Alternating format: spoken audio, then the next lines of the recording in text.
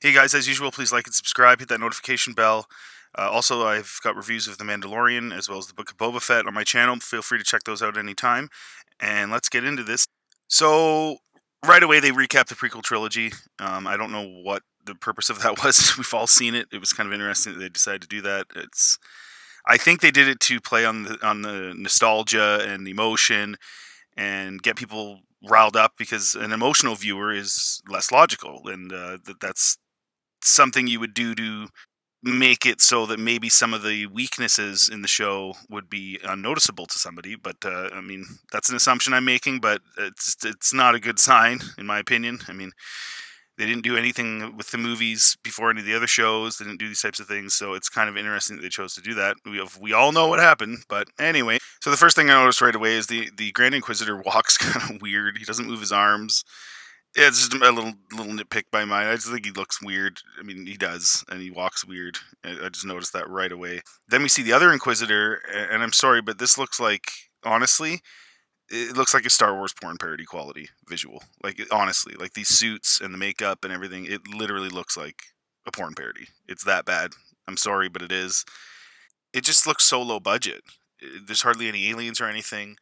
The few that are in the town on Tatooine are just, you know, people with heavy big masks on.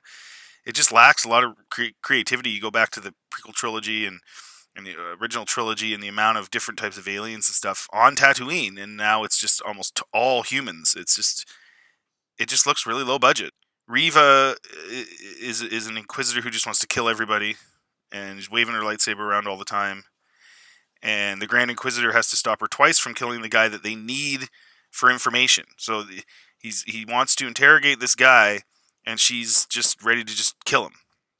And you know, in the old days, the Empire, it was always very organized. You got the sense they were very capable. And somebody like Vader, this is 10 years later, he's very organized and capable, and that's part of what makes the Empire very threatening. So to have this Inquisitor, for him to choose this emotionally unstable Inquisitor who's not thinking and just acting, just doesn't seem to fit, and it doesn't feel very Empire. It just feels very sort of senseless villain type thing, and again, it just doesn't feel like Star Wars. It just doesn't. Obi-Wan works cutting meat all day, and for some reason he lives in a cave. I don't know why he lives in the cave. I guess sometime later on he hits the jackpot and has a normal house. By the time we get to A New Hope, I don't understand the cave thing. And he's somehow able to leave his the alien horse thing that he rides to get home after he gets off the bus.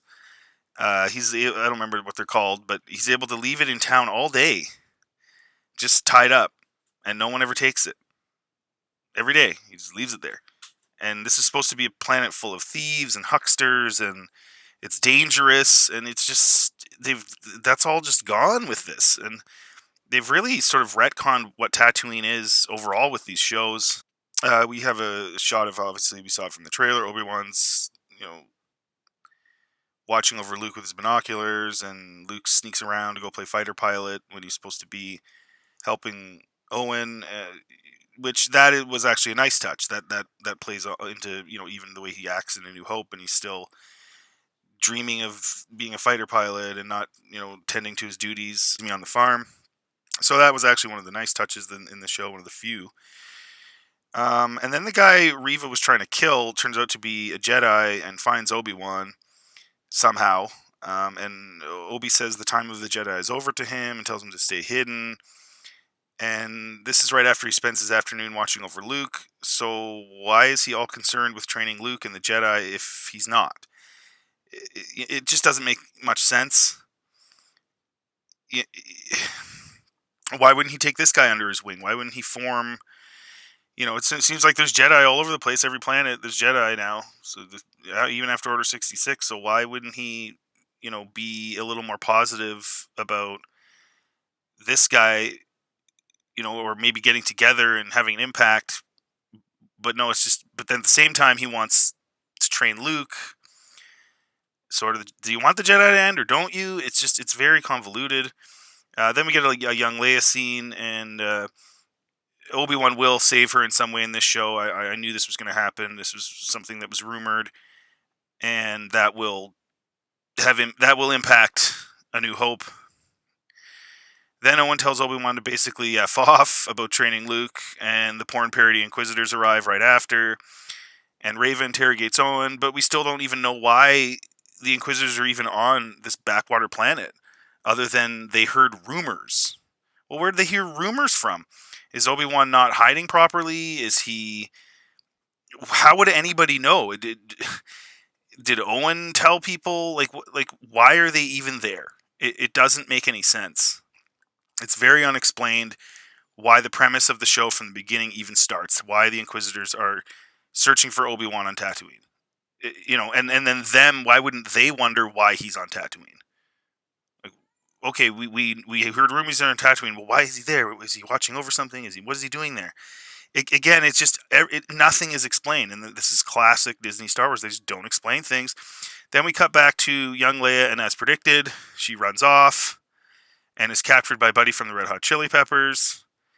And the scene is just so badly done. The acting is really, it's terrible. It's bad even for Star Wars.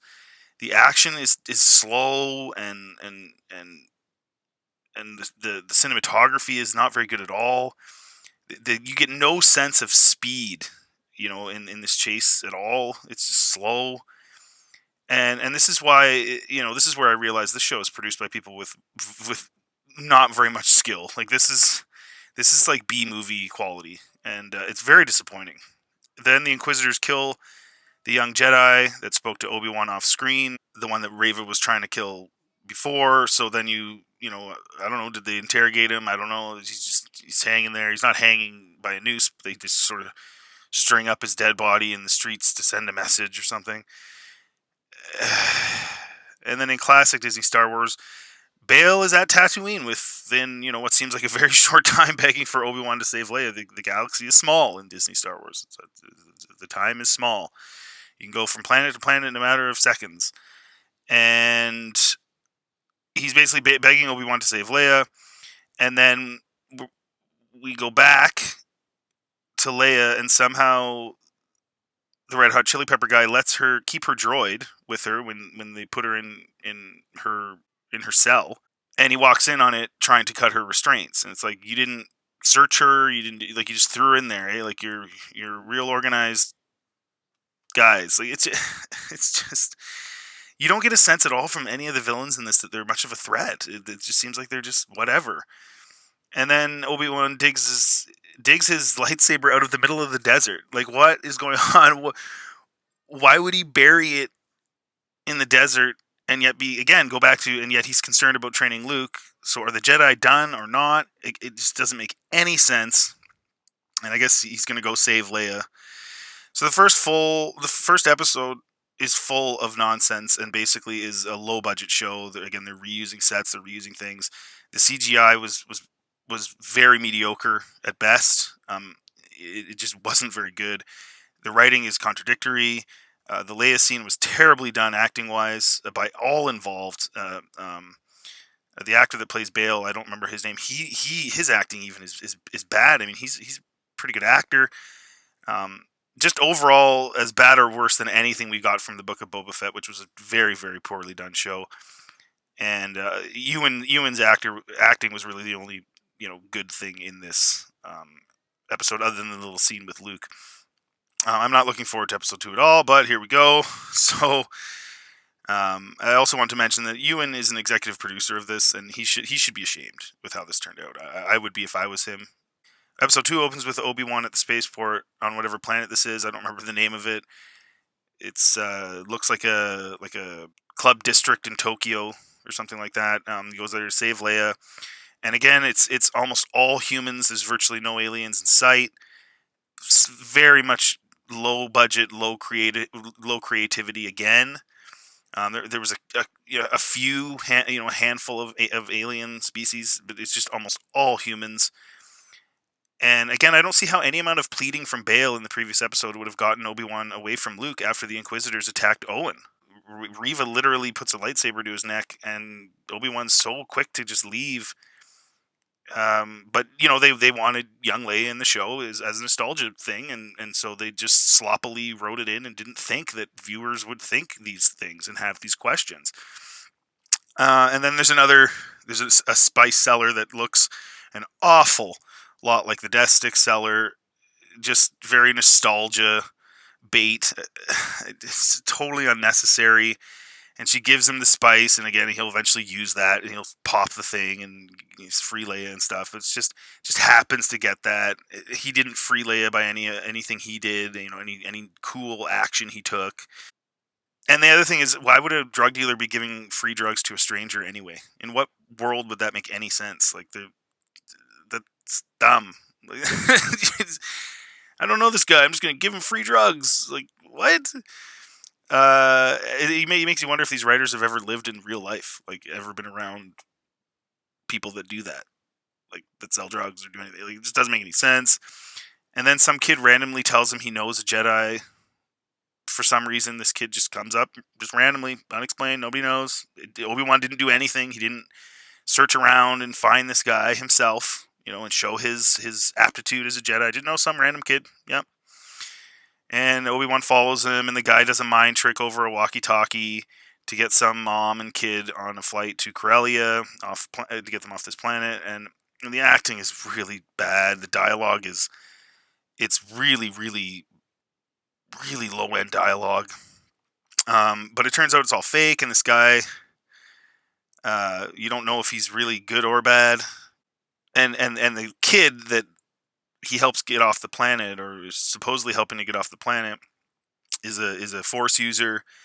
And again, it seems like there's Force users just all over the place, and in this tiny Disney Lucasfilm galaxy. That's what made Jedi Fallen Order so interesting, is that the whole idea of it was they were such a rarity, but they just seem to be all over the place. Every planet that you go to, there's at least one, sometimes more than one. Even Tatooine had another Jedi. I mean, you got the sense they were super rare. If there's any Jedi on Tatooine, it's only going to be Obi-Wan. But again, they just shrunk the galaxy to just this tiny size now. And so then Obi-Wan saves Leia, and he smashes the spice container thing, and spice goes everywhere, and I guess that's bad, and makes the gangster guys and the Red Hot Chili Pepper guy pass out or whatever. And he saves Leia, and she's 10 years old. She says that. He asks her. And so she's old enough to remember him, right? Definitely. They have a full incident together. So her line from A New Hope about, "Oh, you fought with my father in the Clone Wars," is now kind of dumb. Because why wouldn't she just say, "Remember me?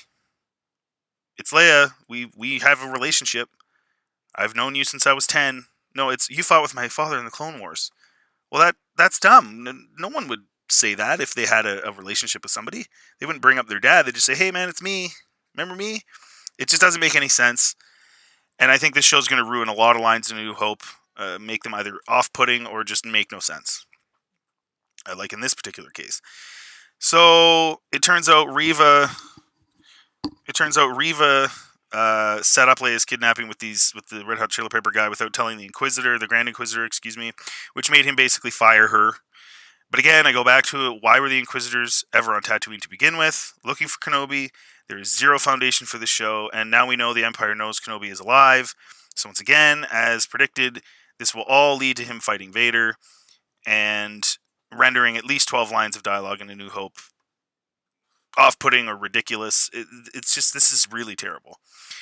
Then there's this 10 minutes of boring Leia Obi-Wan hiding while they walk through the city to get to port. And of course, it's the same set again. They use that same set for basically every scene on this planet. Again, low budget. It's very noticeable. Then Leia sees that Obi-Wan is wanted on some guy's hologram watch or whatever. This guy that was lying in the street or whatever, dead. Maybe the Inquisitors killed him. I don't know. And his watch was showing a hologram of Obi-Wan being wanted. And then is scared of Obi-Wan, so she runs off, making her vulnerable to being caught. And then somehow, running through the streets, she ends up on a rooftop, a 10-year-old girl, right as Reva is sitting on a roof watching the city trying to find them. So of course she sees the kerfuffle and goes after them. I guess this bounty hunter guy or whatever, probably somebody else she hired, starts shooting at them, and she can see it. But again, how the heck did Leia get on the roof? It's all just lazy. There's no Obi-Wan doing something amazing. It's boring. Then Leia falls, and Obi uses the Force to save her. But he's that guy that fought with her father in the Clone Wars, I guess. Right? Like, literally, they have this massive moment where she's going to die, and he saves her using the Force. And she says, "You fought with my father in the Clone Wars in A New Hope." That doesn't make any sense. Like, she would say it's Leia. Like, think about it, you guys. It doesn't make sense. They're retconning stuff, and it's silly, and they're lazy writers.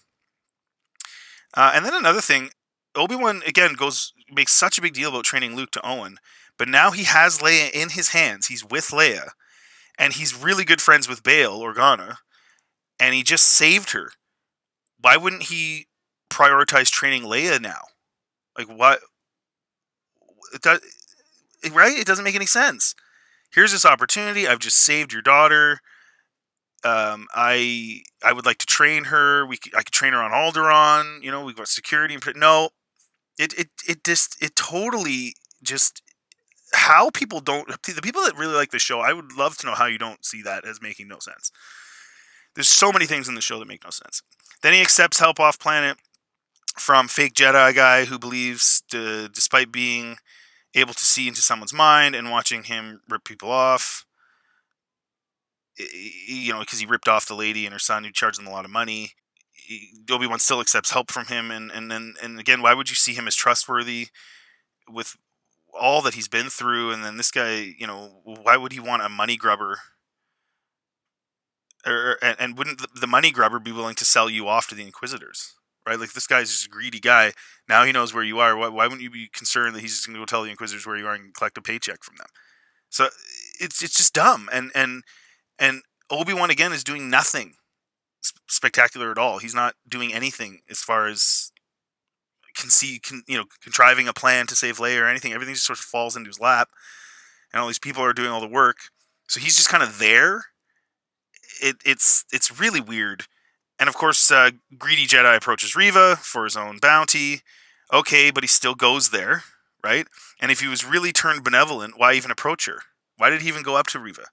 It doesn't even make any sense. And so, of course, she sucks the information from his mind. Well, again, lazy writing. They had to have her get that information, so the first thing they thought of was, just have the fake Jedi guy walk up to her. Well, why would he even walk up to her? Why would he even associate with her? Why would he even, it's just lazy writing. There was a better way to make her get that information, right? They could have done anything, but they go the laziest route possible. And if so Obi-Wan goes up to the auto dock thing where you can automatically dock and redock ships when there's no one around. And fake Jedi told him to go, and of course Reva follows him there. Very predictable. And we still have no idea why Reva is so obsessed with Obi-Wan. And then we find out, I guess, that she's trying to impress Vader, and that's his big prize. So she's trying to get in the good books with Vader. And then she tells Obi-Wan that Anakin's still alive. But I don't understand. So the Inquisitors hear, quote, rumors about a Jedi on Tatooine, but Obi-Wan doesn't know Anakin is alive. Like, Obi-Wan knows senators in the Empire and everything else. They would know that, and yet he doesn't know that. But they know that he's on Tatooine from some, quote, rumor. It's all just so terribly done. And then the Grand Inquisitor shows up, and Reva kills him basically instantly. There's no fight scene or anything. And I thought he died in Rebels. Another way. I haven't seen Rebels, but if that's true, this doesn't make sense. It doesn't make any sense. So they're retconning their own stuff too now. Like, it's getting so beyond senseless. And so there's just like so little action. It's an hour and a half or so long, the first two episodes, and there's like nothing.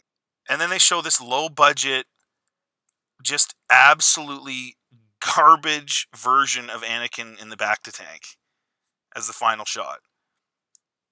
Now, you tell me who did it better. This is a fan version, Star Wars Theories version, and here's the mega corporation's version. Like, that is atrocious. That is literally porn parody quality. That's how bad that is. Like, that is so awful. In conclusion, there's little to no action in this show so far, and what action there is really slow, really boring.